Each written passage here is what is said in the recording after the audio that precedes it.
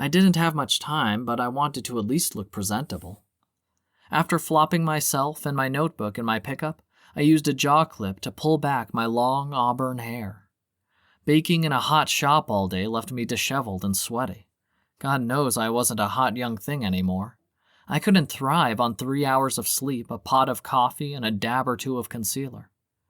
With the mascara smudges wiped off and my pale pink lipstick reapplied, I pulled out of G's Goodies and made my way out of town, headed into the Californian countryside. I needed this to go well. I'd canceled a date with a potential daddy to land this meeting. Edgar. I'd met him at a local DDLG mixer. There weren't sparks, but it had been such a long time since I had a daddy in my life, and Edgar seemed kind, even if a little dull. Ian and I had let that dynamic fade in the last few years of our marriage. But before that, no one could have described it as anything except intoxicating.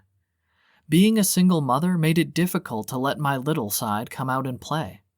There just wasn't the time or space.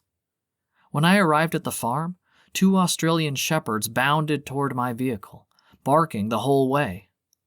Citrus trees formed neatly maintained rows as far as the eye could see, and a few chickens wandered round. It looked like an active little farm, almost picturesque, and I couldn't help but imagine the owner as some sweet old widow whose jam recipes had been passed down for generations. By the time I'd parked, both dogs stood outside my door, looking up at me eagerly. I took their wagging tails as a positive sign and hopped out of my truck. They immediately nuzzled themselves into my hands. A high-pitched whistle shot through the air, and I looked up to see Josiah standing in the barn door. "Cooper, Maggie, come," he commanded firmly. Both dogs ran toward him and sat near his feet. "Boss is around back," he said, nodding his head in the direction of a small set of steps leading off the house. He led me to a porch overlooking the orchard, nothing but farmland as far as I could see. The boss didn't look up as we approached. He had broad shoulders and confident posture, so there went my working theory.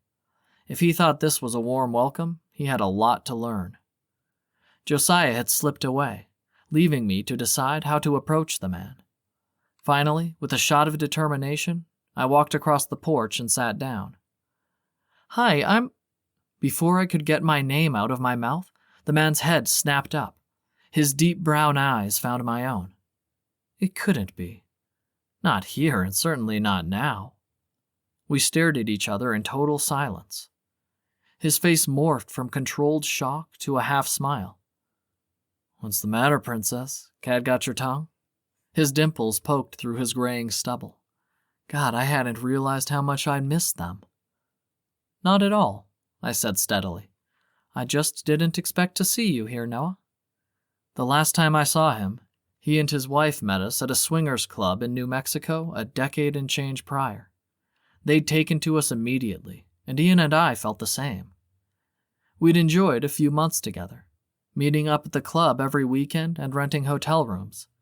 Then, all of a sudden, they'd disappeared. We had no contact info for them and nothing to go off outside the club. "You're looking as beautiful as ever, Greta." He poured me a glass of wine, and for the first time, I noticed the spread in front of us. Jams, breads, fresh fruit, yogurt, cheese. He'd pulled out all the stops. I had to be dreaming.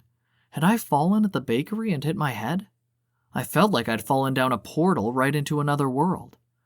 But he sat in front of me, plain as day, with his strong hands folded calmly in front of him. Surely he wasn't actually that calm. "Where's Julia? I'd love to see her." It must have been her jam recipe then. It surprised me she hadn't joined us for the business meeting. He cleared his throat. "She's been gone for a while." My heart thudded despite my resolve to stay calm. Did that mean Noah was single? "When did you two get divorced? Ian and I broke things off romantically 5 years ago." An awkward pause lingered between us. It must have been a nasty divorce, which surprised me considering how in love they'd been. "Dead, Greta. She's dead."